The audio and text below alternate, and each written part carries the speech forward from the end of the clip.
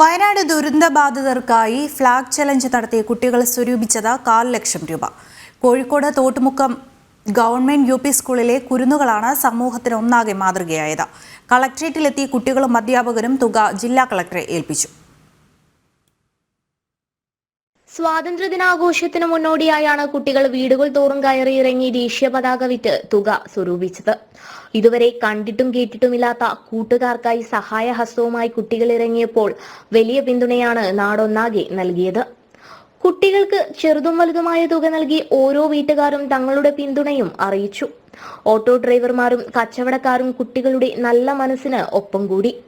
ഇത് രണ്ടാം തവണയാണ് തോട്ടുമുക്കം സ്കൂളിലെ കുട്ടികൾ ദുരന്തത്തിലെല്ലാം നഷ്ടപ്പെട്ട കുഞ്ഞുങ്ങൾക്കായി കൈകോർക്കുന്നത്.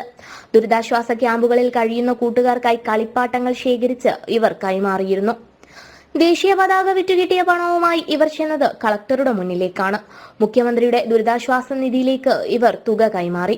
കൂടെ പ്രധാന അധ്യാപിക B. ഷെറീനയും PTA ഭാരവാഹികളും ഉണ്ടായിരുന്നു.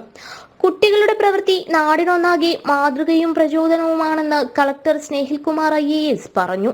നോട്ടുകളും നാണയത്തുട്ടുകളുമായി 25,710 രൂപയാണ് കുട്ടികൾ കളക്ടർക്ക് കൈമാറിയത്.